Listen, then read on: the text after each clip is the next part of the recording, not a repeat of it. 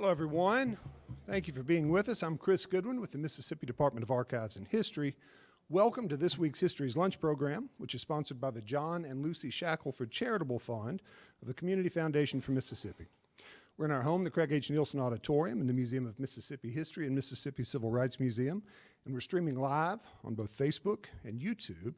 And remember, you can watch those videos anytime afterwards on both of those platforms. If you've not already done so, please silence your cell phones.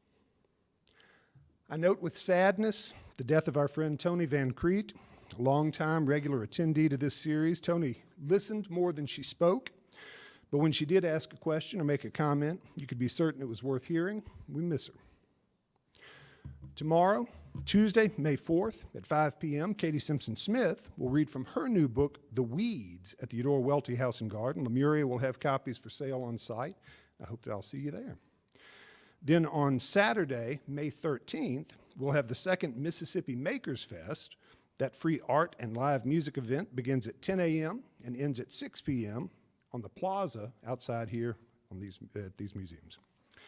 We've had a change in our History's Lunch schedule. Next week was supposed to be Beverly Gage, the author of G-Man, J. Edgar Hoover and the Making of the American Century, to talk about Hoover and Mississippi. She's had to reschedule for this fall. That opening gives us the opportunity to screen the documentary, The Defenders, How Lawyers Protected the Movement. So looking forward to having that next week. Today's History's Lunch is in conjunction with the exhibit Emmett Till and Mamie Till Mobley, Let the World See, that's upstairs, and which runs through May 14th. Remember that admission is included with your ticket to these museums, and also that History's Lunch attendees can visit both museums and the exhibit free of charge after our program. Also, tomorrow at 11 a.m., Mississippi author Linda Williams Jackson will give a gallery talk upstairs and discuss how she transformed the facts surrounding the murder of Emmett Till into her award-winning middle grade novel, Midnight Without a Moon. Today, we're happy to welcome back our friend Davis Houck to present A Lynching Post-facto, Emmett Till and the Mississippi Press in 1955. Davis W. Houck is Fannie Lou Hamer Professor of Rhetorical Studies and founder of the Emmett Till Archive at Florida State University. He earned his BA in Speech Communication from the College of Worcester, his MA in Rhetoric and Communication from the University of California, Davis, and his PhD in Speech Communication from Penn State University. Houck is author of Black Bodies in the River, Searching for Freedom Summer, published in 2022 by University Press of Mississippi. You may remember he gave a fine History's Lunch program on that last fall. He is the co-author of Emmett Till and the Mississippi Press and co-editor of Women and the Civil Rights Movement, 1954 to 1965, and The Speeches of Fannie Lou Hamer, To Tell It Like It Is. Help me welcome Davis Houck.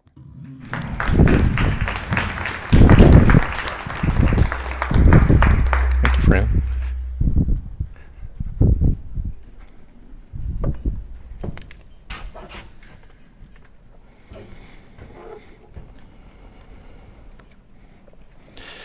One of the things that's completely terrifying about doing this is that this lives forever on the internet. So it's great to be back. Chris, thanks for inviting me. It's a really hard subject to talk about, but it seems like also a super timely subject to talk about. One announcement I wanted to make before I got too far along in my talk today, when I was here speaking on November 1st, we had just gotten some really good news. And the we in my sentence is a group called Bridging Winona, a group led by Vicki Ratliff out of Winona. She's a native. And Vicki's mission over many, many years has been to commemorate what happened to several people who were beaten in the Montgomery County Jail in 1963, and one of those people was Fannie Lou Hamer. So last June 9th, we unveiled a Mississippi Department of Archives and History sign there at the old jail. And I thought that was kind of, that might be it, but Vicki had bigger plans. She said, let's apply for a Freedom Trails marker. So we did, and lo and behold, we got the sign, which we were really tickled about. And so that sign will be unveiled on June 9th in Winona, right on Highway 51. There's going to be a bunch of events June 9, 10, 11, and 12. So if you can find some room in your schedule, especially on June 9th when we unveil that new marker. It'll be an important day in Winona. And the other thing that's great, I mean, Winona's really gotten behind our efforts there. One of the really cool things they've done is they have created June 9 every year is going to be Fannie Lou Hamer Appreciation Day. So we are really, really tickled about that. So just one announcement. This project that I'm going to present today really begins in a small little corner of Florida State University's library called Interlibrary Loan. Back, as it's about 20 years ago, I started thinking, I came to Mississippi in 2003. I saw the Bryant grocery store, what was left of it. I saw Fannie Lou Hamer's grave. I saw where Moses Wright preached, and I kind of got the bug. And one of the questions that I wondered about as somebody who studies media is, I wonder what it was like living in Mississippi in 1955 as, let's say, a white person living perhaps in Jackson or Natchez or wherever it happened to be. What did you learn about Emmett Till? Where did you learn it from? And did that knowledge evolve or change over time? And so those were some of my initial questions. What was it like for white Mississippians to learn about this young black child and what had happened to him in 1955? Now the problem, the initial challenge for me in trying to answer that question was, I live in Tallahassee, Florida. Florida State University, if you're listening today, y'all got a great library. We have a great library, but I don't have any access to the Jackson Daily News. I don't have any access to the Clarion Ledger, and these are the bigger papers, let alone the Sumner Sentinel. So this is where the staff of Interlibrary Loan came really, really big for me, because they said to me, we think we can get you some of the papers from Mississippi. And so what they did is they got 9 newspapers for me, and these were the papers they initially got for me. They got the Clarion Ledger and the Jackson Daily News, which were morning and afternoon papers. They got me the Sumner Sentinel, the small weekly in Sumner. They got the Laurel Leader Call, the Greenwood Commonwealth, the Clarksdale Press Register, the Delta Democrat Times, the Macomb Enterprise Journal, the Daily Corinthian. And the way this worked was, the papers would come in on microfilm. I'd have about a week or two with them. I'd pop them on the microfilm machine pretty quickly and then start going through the microfilm. And keep in mind, I had no idea if this microfilm's even going to be any good, right? Whether it's going to have Emmett Till in it or not. And so it was a very, very slow process, paper by paper, day by day, just kind of going through to see, did somebody mention Emmett Till here? And then when somebody did mention Emmett Till in one of these newspapers, you know what you did? You popped your dime in and you hit print. And so I totally radiated myself for several weeks trying to get this collection of Emmett Till papers. So I eventually got a nice cache of documents, wrote up this article and published it in Rhetoric and Public Affairs. It's called Killing Emmett. And what I did is I examined over about a month and a half, what did the white Mississippi press have to say about this young Chicago boy, the people who killed him, the people who were involved. What did they have to say about the jurors and the jury and what came after it? So that was published in 2005, working on 20 years. And I felt like at that point I wasn't done. I felt like there's more to the story than this. And so I reached out to the University Press of Mississippi, whose executive editor at the time was Sita Srinivasan, who I got to meet last November here. And I just kind of sold her on the idea. I said, hey, would y'all be interested if I did a bigger version of this article that I'm going to send to you? Would this be something that the press might be interested in? And she said, yes, we would. So I came to Jackson, and I went right next door. And wow, did I have a fun week. I think I'm still recovering my eyesight from that week of working with microfilm, because folks, if you're on newspapers.com, you are spoiled. I mean, this is nothing like newspapers.com. So I started working my way slowly through every single Mississippi newspaper that was printed, that the archive had, starting in August 1955 and extending into basically January of 1956. And it took me a good long time to gather documents, but I did. And here was one of my interesting findings that I don't want you to lose sight of. I was very surprised by the fact that probably 40 to 50% of the small Mississippi weeklies never said a word about Emmett Till. Not a word. Not an editorial, not a photograph, just soybean prices. And that really surprised me. You've got the biggest story in the world, arguably, happening 30 miles down the road, and you're not going to say anything. So it was very, very interesting and kind of revealing to me. A couple other caveats here before I get too far along. In terms of limitations of the study, I was told by my good friend Steve Whitaker, who grew up in Charleston, Mississippi. He said, your study's flawed from the beginning, right? I said, thanks, Steve.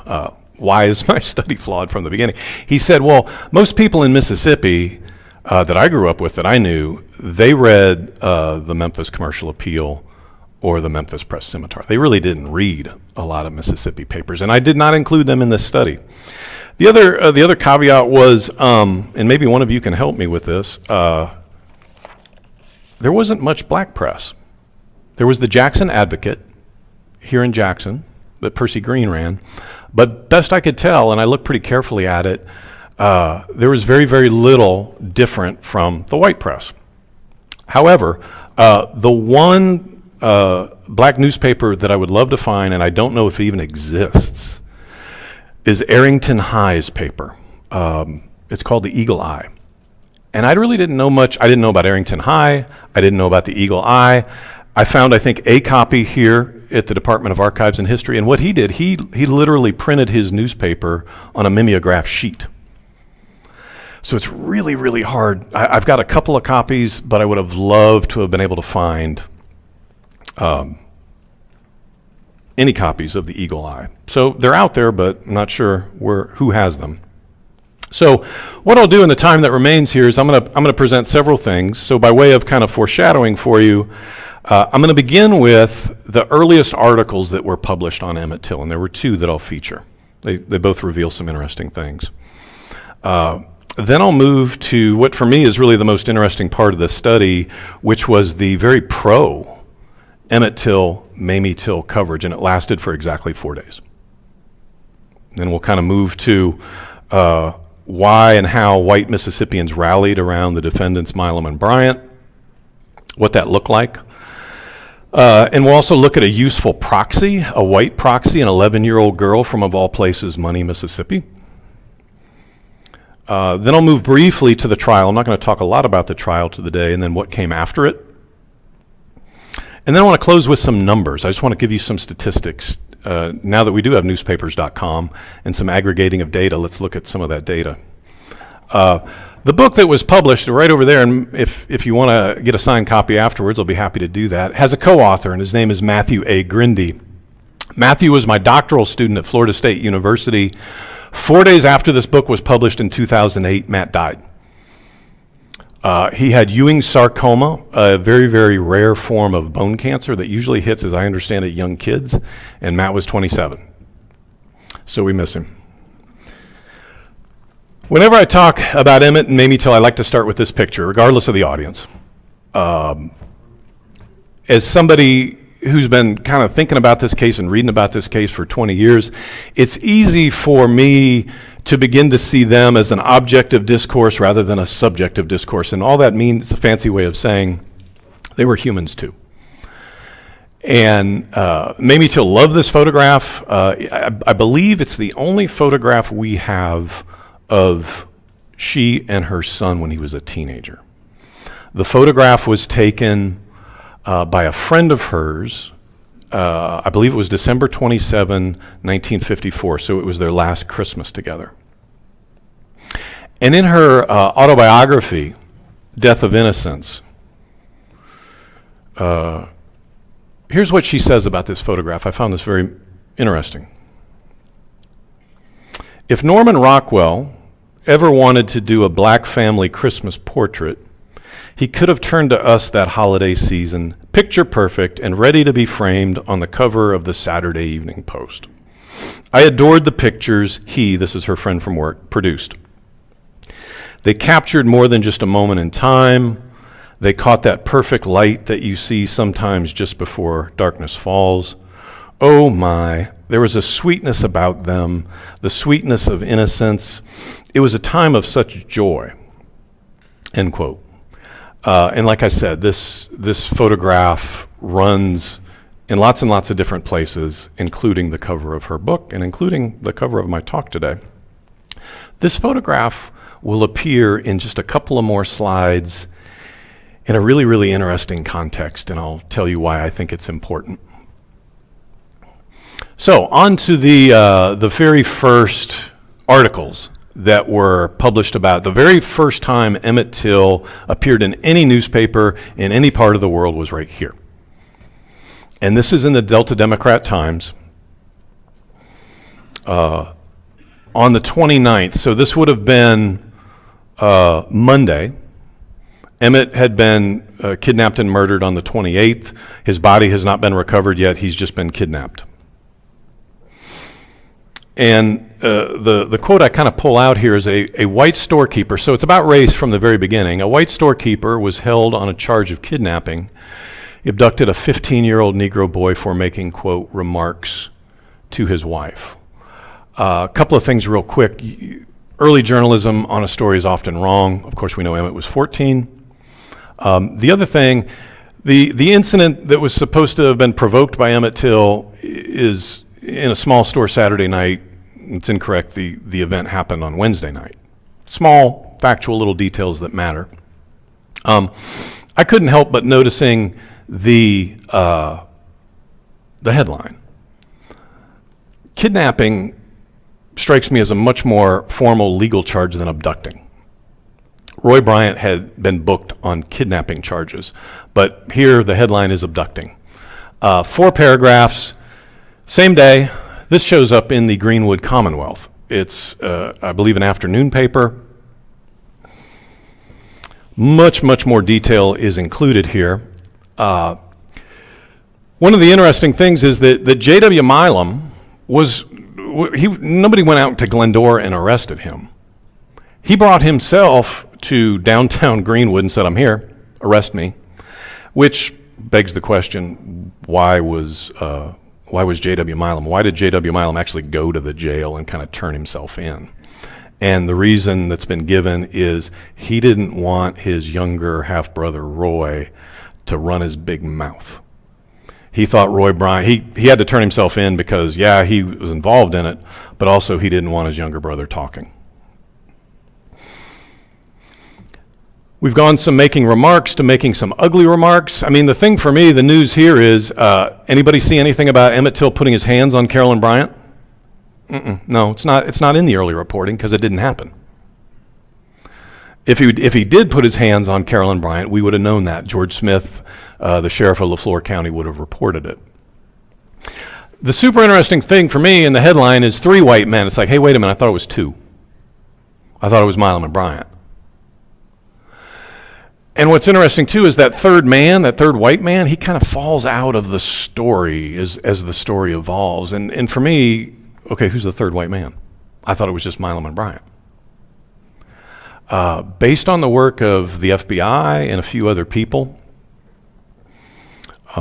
we think we know who that third man is, and I don't think I'm breaking any confidences in saying it was J.W. Milam's best friend, Elmer Kimball.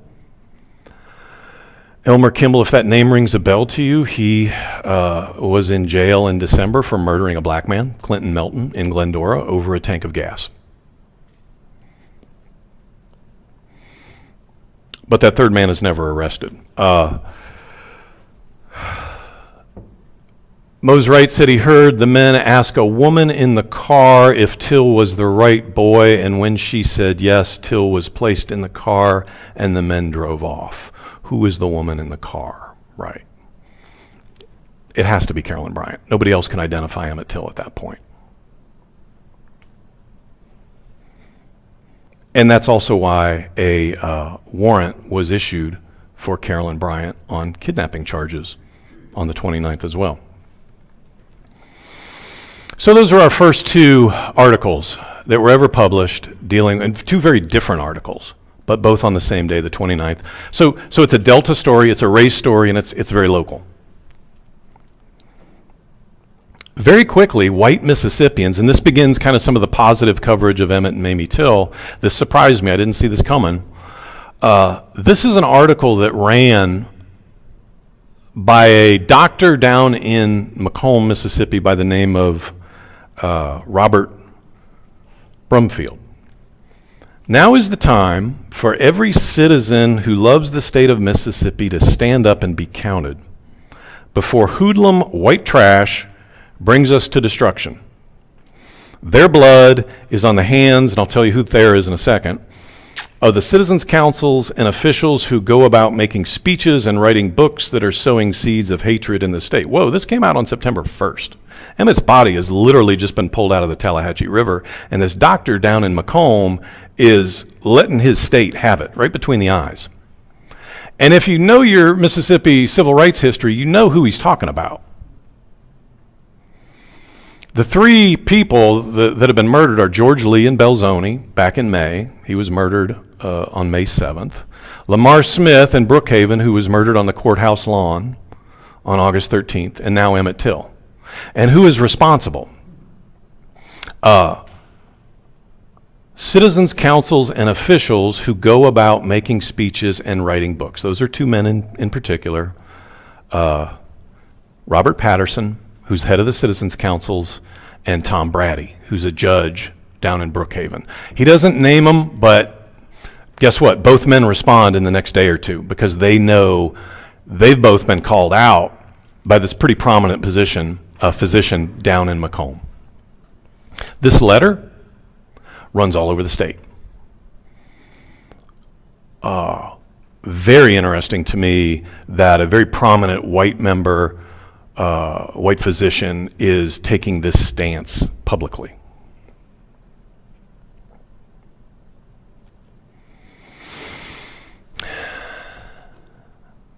Remember the image I just showed you, the one I started with? It shows up just in two places. It shows up above the fold, page 1. This is the Vicksburg Post. I found it. I looked at it, I'm like, wow, that's Mamie Till's, that's her photograph. That's really interesting how it ended up in Vicksburg. It also ended up, this was the first, September 1st, it also ended up in the Vicksburg paper, I'm sorry, the Jackson Daily newspaper the day before. So arguably two of the state's biggest papers, here's this photograph that's running.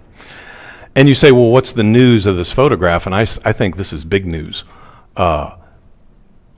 This is humanizing the Tills. This is upwardly mobile black folks from Chicago.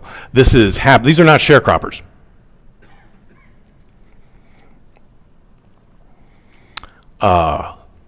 What's interesting, after the first, I couldn't find this image. It disappears. That Norman Rockwell moment that Mamie Till, Mississippi doesn't want to see that. They don't want to see that image of this black family. That's what I argue. In preparation for my talk, I started looking hard at this picture, the one in the Vicksburg paper. Whoops.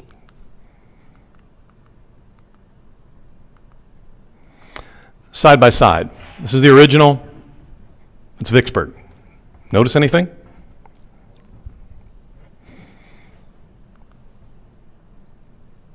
Somebody's messing with the photograph. Those are not the two same young boys.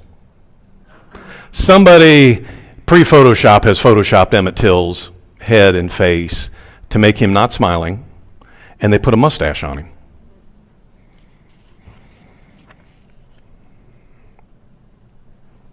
He's older, he's more menacing, and to be perfectly frank, I did not catch this the first 20 years I examined this case. I had to kind of just slow down and say, wait a minute. Even though the white Mississippi press only used this image twice, and then got rid of it because it was too nice of an image, they still messed with it. So here's what I would do. Whenever you're anywhere in any archive and you see Emmett Till's face, is it the face on the right? I was in an archive in Alabama in Montgomery over yesterday. That was the face. Why aren't we using that face? Good question. Right. Even the kind of the Emmett Till home team is using the picture on the right. It's like, why are y'all using that picture? So the Emmett, the happy, the pro Emmett Till, pro Mamie Till, we gotta convict these two guys and what they did. That lasts literally 4 days. And you say, well, why does it end? It ends because of what Roy Wilkins said. And I don't like to do cause and effect because that's too simple, it's too neat. But man, in this case, it's hard not to draw that conclusion. So Emmett's body is found on the 31st, found in the Tallahatchie River, and then Roy Wilkins says the following. It would appear from this lynching, not a murder, that the state of Mississippi has decided to maintain white supremacy by murdering children. The killers of the boy felt free to lynch him because there is in the entire state no restraining influence of decency, not in the state capitol, so no politicians, among the daily newspapers, journalists, the clergy, nor any segment of the so-called better citizens. Whoa. Every white person in Mississippi pretty much has blood on their hands. This quote from Roy Wilkins circulated everywhere. And Mississippi was big mad. How dare you end up, right, it wasn't Roy Wilkins, how dare you, NAACP, come at us when we are trying to take the right steps in convicting these two guys. What else changed? And so the evidence changed.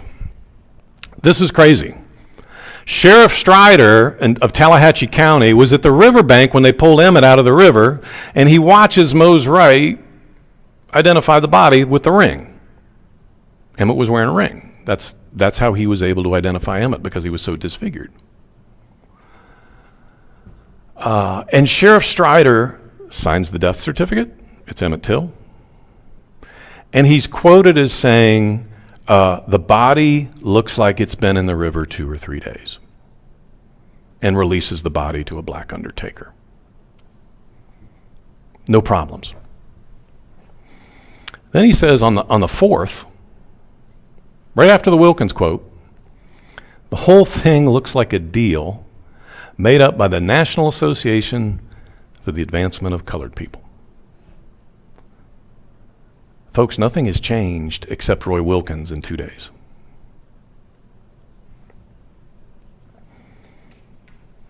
And by the way, John Ed Cothran, who's a deputy sheriff in LaFleur County, and George Smith, who is the sheriff of LaFleur County, they basically say in so many words, we think you're full of it, Strider.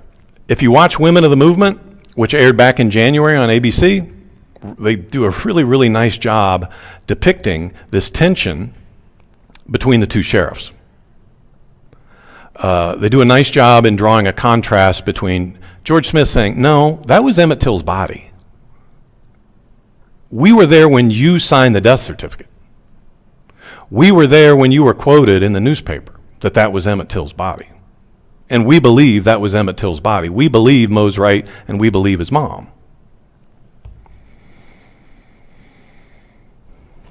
But the body came out on the Tallahatchie County side of the river. So guess whose jurisdiction it was as a murder case? It was Sheriff Strider's. Right. Yeah, he said we had a good case against the men. Looks like the killing might have been planned and plotted by the NAACP. He was trying to find out who the two quote-unquote burly Negroes were with Emmett Till when he came from Chicago. Well, this is nonsense, because Emmett Till came with Mose Wright, who probably weighed 98 pounds, and Wheeler Parker, who weighed 103. It's like, stop it. two very, very small men. Things also change on September 6th when this picture finally appears. We now can see who the victim was of the wolf whistle. This is Carolyn Bryant. This is the first time that I was able to find when her photograph first appeared in any Mississippi paper. It's September 6, 1955, the same day her husband and J.W. Milam are indicted for murder. The grand jury indicts.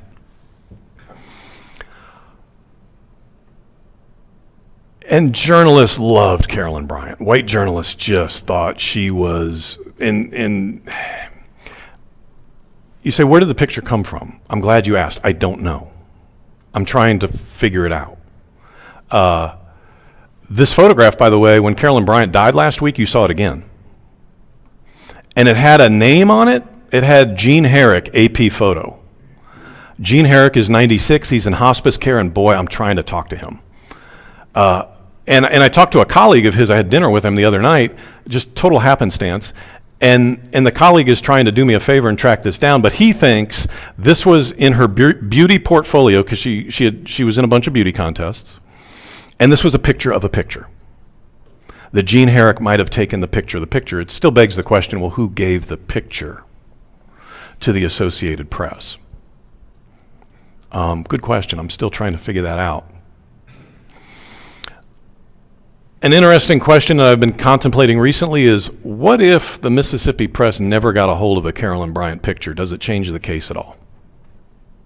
I think it might, because every time from September 6th on, every time Carolyn Bryant is referred to in the white Mississippi Press, she's attractive, she's comely, she's pretty. And this photo just doesn't run once or twice. It's comical. I'm over in the Department of Archives and History kind of laughing to myself because there she is on the sports page. She's in the classified. She's in the TV. I mean, it doesn't matter, right? There's the news value is negligible here. It's just, oh, there's the pretty woman that Emmett Till whistled at.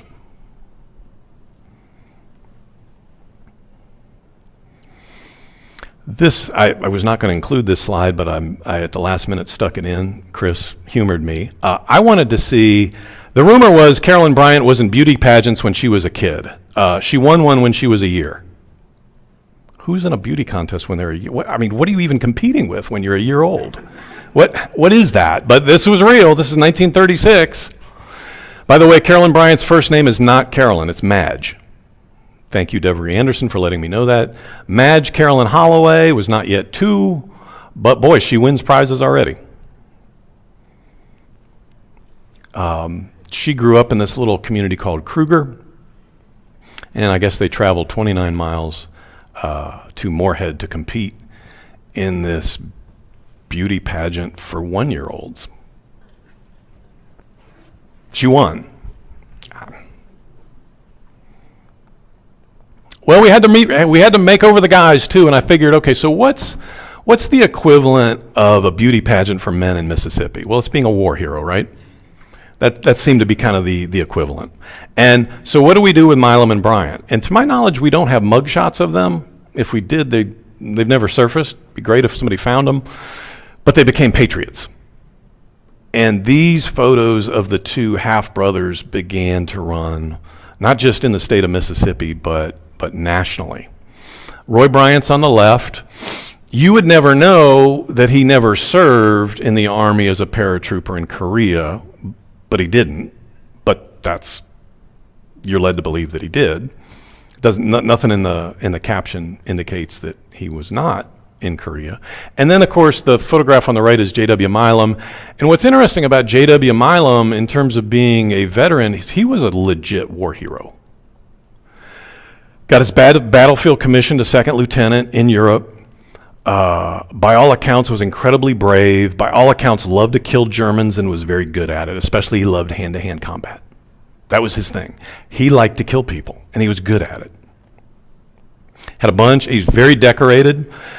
In Carolyn Bryant's unpublished memoir, which surfaced this past summer, she says in that unpublished memoir, I was sort of shocked the first time I was with J.W. Milam and he took his shirt off because it was just pockmarked with scars, shrapnel.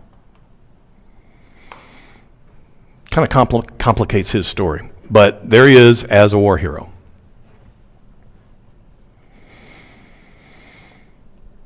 So we also need a proxy. We need a proxy for race relations in Mississippi. And wow, did we find a good one. And there she is in the middle, and it's not the best photograph. This is the 11-year-old young girl named Diane Kearney from Money, Mississippi, of all places. I mean, you could not script this, folks, that you had somebody save a black woman in Money, Mississippi, who had fallen into the Tallahatchie River. Her nurse, Jimmy Abrams, and Diane's a good friend to this day. Pleasant View Plantation and Money is still a thing. She was on a dock with her black nurse, Jimmy Abrams, fishing. Jimmy fainted and fell into the river. And Diane Kearney, who had had some certification life-saving, jumped in, grabbed her, and I guess, she's only 11, and Jimmy's pretty big, and grabs her and pulls her to shore.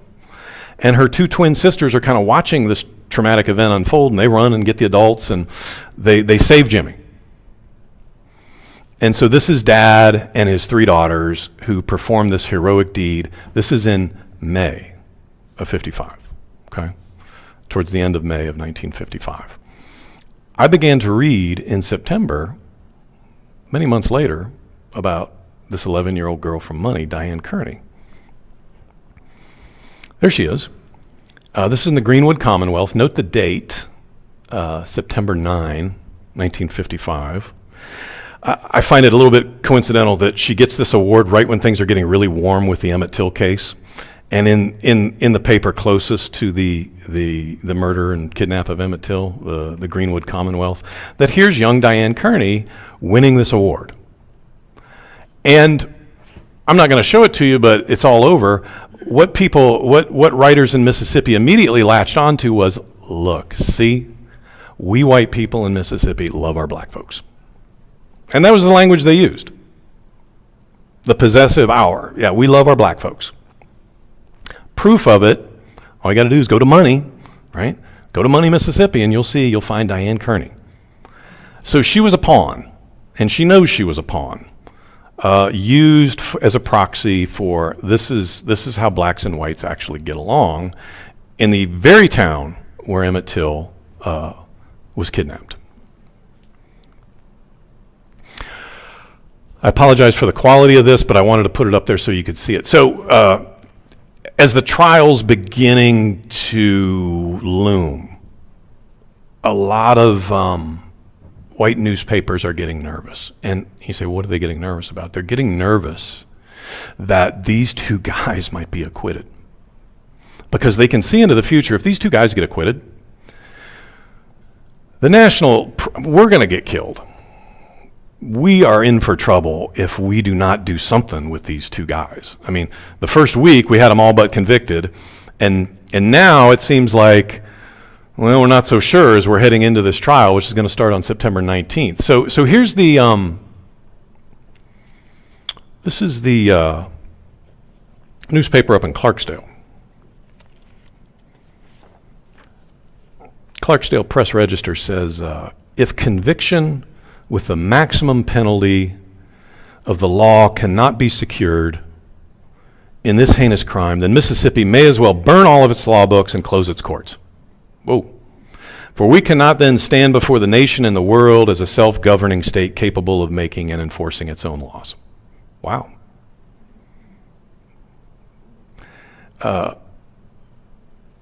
Press Register, I don't know if there's any friend of black folks in Mississippi, but boy, they're coming for Milam and Bryant. This is from the Clarion Ledger, which is a little more vague, but it's pretty much a direct reply to Roy Wilkins. We share the belief that responsible law enforcement officers and our legal machinery will handle all phases of the Delta case with that type of fairness and promptness that will serve justice and reflect credit upon the good name of the state. Responsible law enforcement, that didn't exist in Tallahatchie County. But this was the Clarion, the Hederman brothers kind of saying, we too want to be on the side of justice. Well, great. And then my talk's title comes from this, called A Lynching Post-facto from Houck and Carter over at the Delta Democrat Times over in Greenville. And this is one of the favorite things that I've ever read about the Till case. And I pull two quotes for you. Two groups of people are seeking an acquittal for the two men charged with the kidnapping and brutally murdering afflicted. Now notice afflicted there. A lot of Mississippians thought Emmett Till was retarded or mentally challenged. And they use that word. I don't use that word lightly. I use the word because that was the word the press used, retarded, afflicted. It's like, where are they getting that from? Turns out they're getting it, I think, from Mose Wright and Maurice Wright, who were quoted in the press saying he had a stutter, and Mose Wright said his mind wasn't right. And I think all Mose Wright was trying to say, he's not from Mississippi. Don't treat him like he's from Mississippi. He's from Chicago. And a lot of white folks took that to mean he was slow. He was not slow. Emmett Till was anything but slow. But that's where the word afflicted comes from. Brutally murdering afflicted 14-year-old Emmett Till. Those two groups are the NAACP, that's the Wilkins quote, and the friends of the two white men. Among the latter apparently can be counted H.C. Strider. They are calling this a lynching in some places outside of Mississippi. Well, it wasn't. Actually, it was potting. But it may well become a lynching post-facto, after the fact, if the courts in Mississippi are unable to accomplish justice in this matter. And if this happens, we will deserve the criticism we get. So there's some nervous newspaper editors out there who can kind of see where the dynamics of public opinion are leading. Up to the trial. So we've had Carolyn in the press. We've had patriotic Roy. I just kind of crack up at the two kids looking at each other. It's like, what the hell's mom and dad doing here? This was posed, of course. This is taken in the Breland and Witten law office, and I'm sure the attorneys said, just keep kissing, keep kissing. We'll bring in the reporters and the keep kissing, right? And, Roy Jr. and Thomas Lamar, like, what the hell are mom and dad doing? Right. Love the look on their face. And then as the trial gets going, the lawyers took the next step, which is, we can bring the kids into the courtroom. And this surprised me. I didn't know you could bring toddlers into courtrooms. But you can. In Mississippi, at least you could. And so Milam brought his two boys, and Roy brought his two boys, and they literally played on their father's laps during jury selection. And they ran around the courtroom and screamed, and Curtis Swango did not say, get the kids out of the courtroom. But pretty much every reporter said, wow, they have cute kids. Okay, you know what's going on here. Look at the two dads. The two dads would never murder a boy. I mean, they're dads.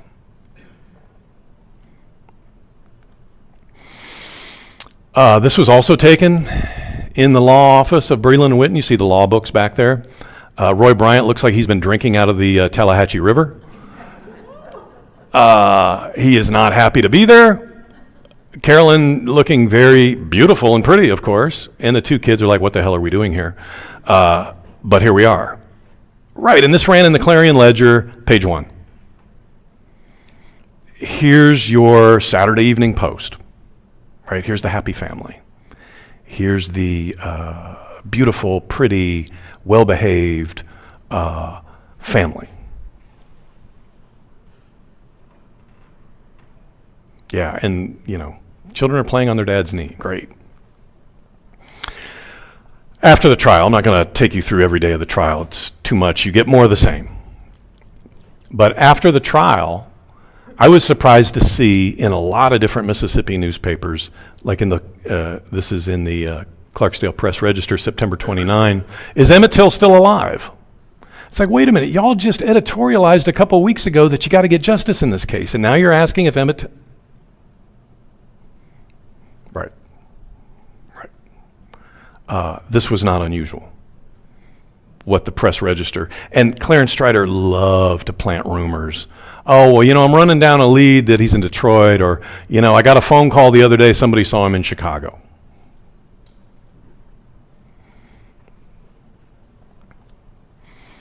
October 15th, and I wish I had the Jackson Daily News to show you. I don't, because their front page was something else. But James Eastland leaked Lewis Till's war records to the Jackson Daily News. He was convicted of rape and murder in Italy and was hanged. And when that was leaked to the Jackson Daily News, oh boy, did they have fun with it. And the argument was, and you can see this coming, well, I see the apple doesn't fall far from the tree. Emmett was called a rapist for the first time that I saw in the Greenwood Morning Star by a guy by the name of Virgil Adams, who was the publisher of that paper. It was late September. The word rape in Emmett Till, most people didn't touch it, but he did.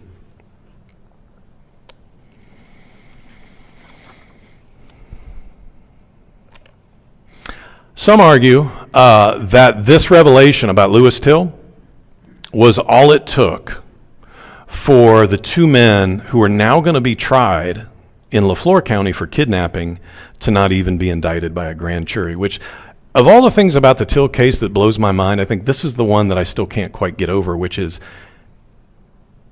George Smith and John Ed Cothran both got confessions from the two men that they took Emmett.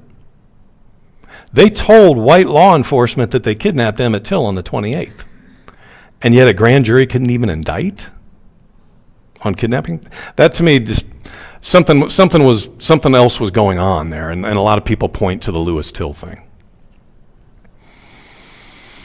In January, you start to see this advertisement on the left. We're going to finally tell the true story of what happened. We, William Bradford Huey and Look magazine, are going to, and you see the photograph, right? You remember the photograph. This is the doctored one, right? We're going to tell you the truth of what happened to Emmett in the January 24th issue of Look magazine. And boy, when that story broke, the white Mississippi press really did not want to talk about it. Why? Well, it made them look really stupid. You just acquitted these two clowns. And now they're going to a national publication, making some money, and rubbing it in your face.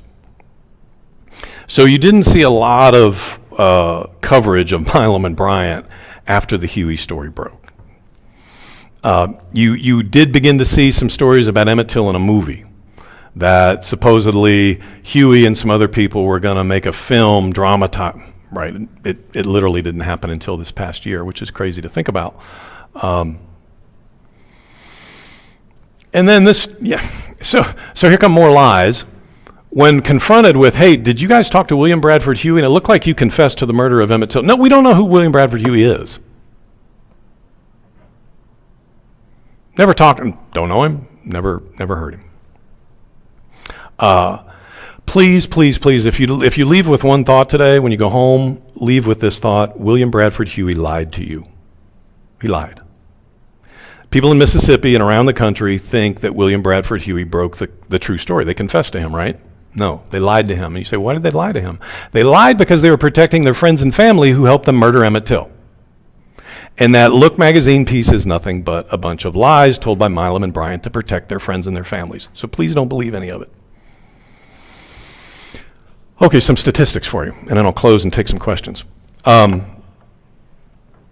Newspapers.com allows us to do some interesting things when it comes to some data on Emmett Till.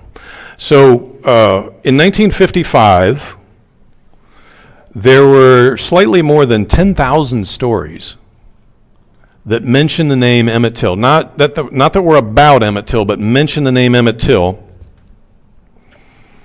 And this is just 4 months, right? Because the first story doesn't really happen till the end of August. So 10,000 stories. By the 1970s, right, so 2 decades later, there's only 277 times Emmett Till's name is mentioned in any newspaper in the entire United States. Now, I knew there was going to be a drop-off, but Emmett Till's story is largely, his name is being mothballed. 277. Whole decade of the 1970s. In the 1980s, we have 1,300 mentions, still not very many mentions. 1990s, 3,200, so a little bit of an uptick in Emmett Till stories, Emmett Till mentions rather. And then in 2000s, the decade of the 2000s, we get 15,000 plus mentions, of Emmett Till. Wow, so we go from 3,200 to 15,000 in one decade. We can talk about why that is if you're interested. 2010s, 9,000 plus mentions, so Emmett Till's name is still circulating. And then in the 2020s, we're only 3 years in, we're at 7,000 and counting. And just in the last week, I haven't checked in the last week because of Carolyn Bryant's passing, we're going to get a lot more. Emmett Till's story, in terms of closing this down, Emmett Till's story is now, for me, it's sort of the archetypal story we tell each other about racial injustice in this country. And I just saw it in Mississippi today. I heard it on a broadcast. Whenever something happens, especially to a young black man, involving a death, what something looks like a lynching, police brutality, you name it, the name Emmett Till usually will start to circulate in that conversation. So his story has kind of, it overhangs so many other race-related stories. But for me, and the reason I like to give this sort of talk is there's still a lot about Emmett Till that we think we know and perhaps we don't. Thank you.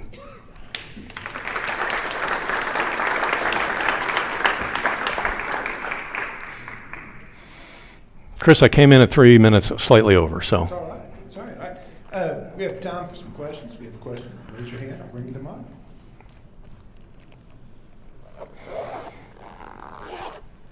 Got a question over here, Chris.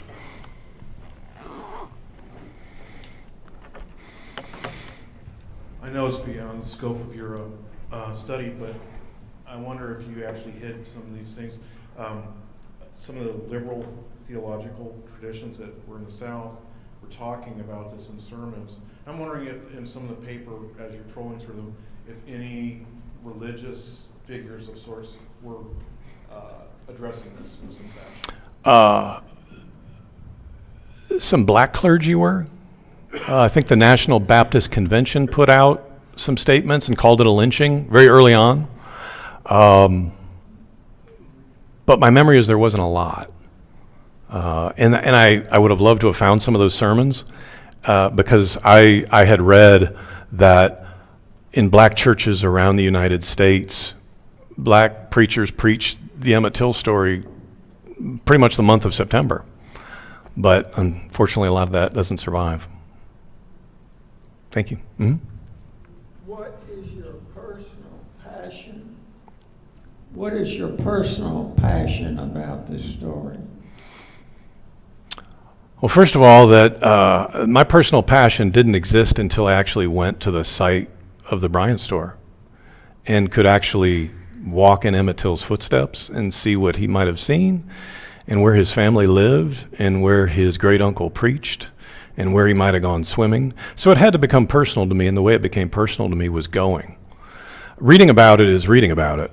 And then I got to meet my good friend Keith Beauchamp, who has done more than anybody to keep Emmett Till's story and the search for justice alive. And he's become a good friend.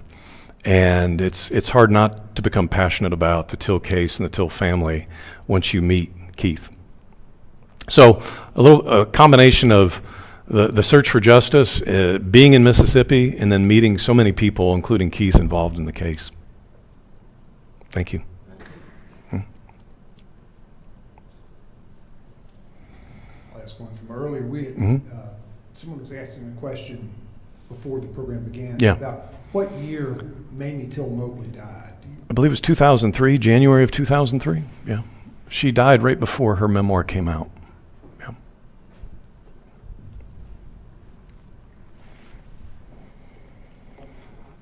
I noticed a lot of the bylines were United Press and AP. A lot of papers during that time, I think, would use the wire service to separate themselves from coverage of that.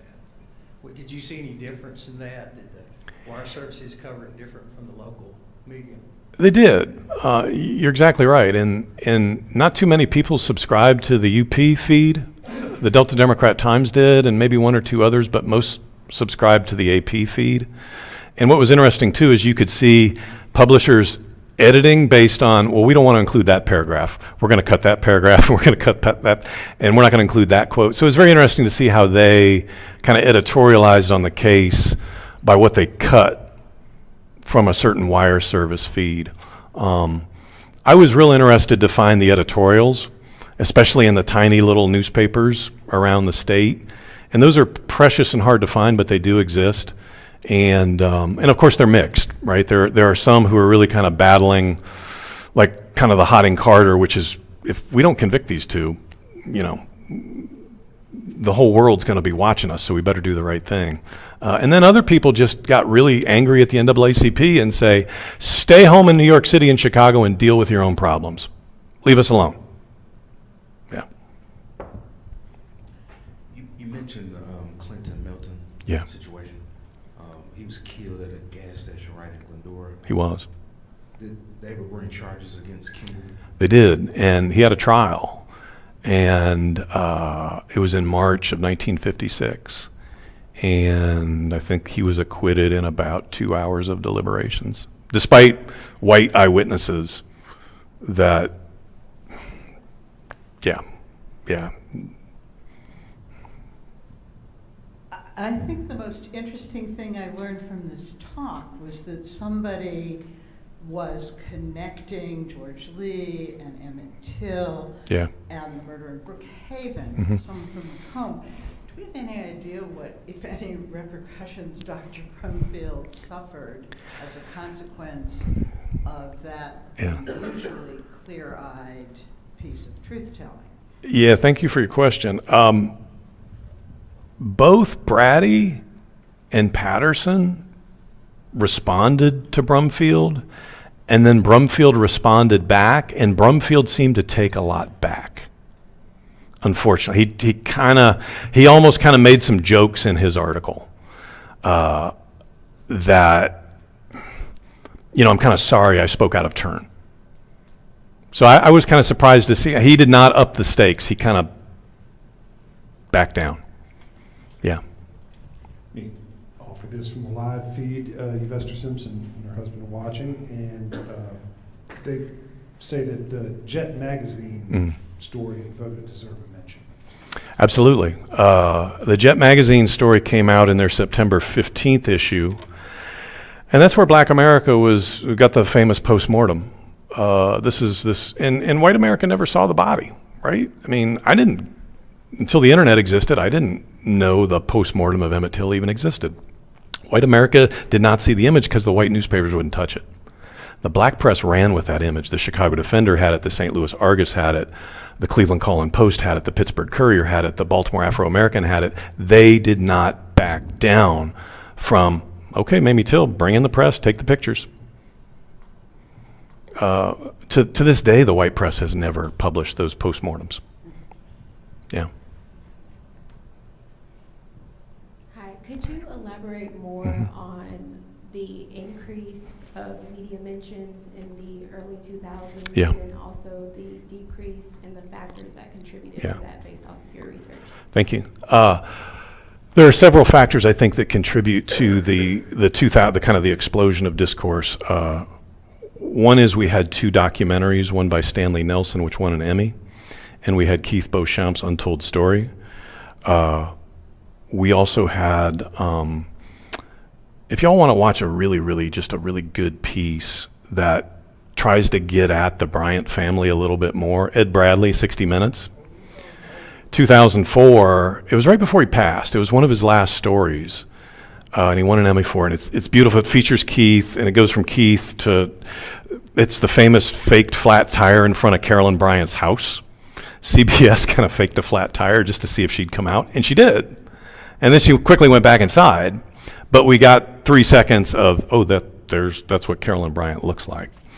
And then we had in 2008, President Bush signed the Emmett Till Unsolved Civil Rights Cold Cases Act, which also brought Emmett Till's name, obviously, in a super prominent place. So I think it's those 3 or 4 things.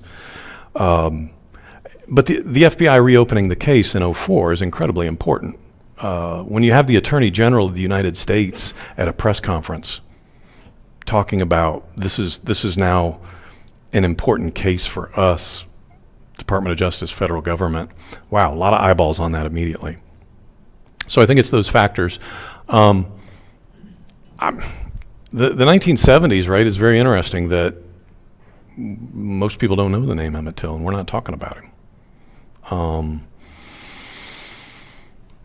I don't have a lot of good explanations for that other than, it's an old story, and oh yeah, I kind of remember it, but we're moving on. until some people really came and brought Emmett's name back into the limelight. But it took a long time. Yeah, almost 50 years. Thanks. I know we have more questions. Unfortunately, we have run out of time for them during this portion of it, but we've got copies of Davis's books for sale over here, and I am certain he'll be glad to answer any questions you may have in the book line. Thank you all for being here today. I hope that we see you for the programs that we have coming up. Tomorrow's Gallery Talk upstairs at 11. Come back next week for History's Lunch when we'll screen the defenders. For today, help me thank Davis Houck for this fabulous program.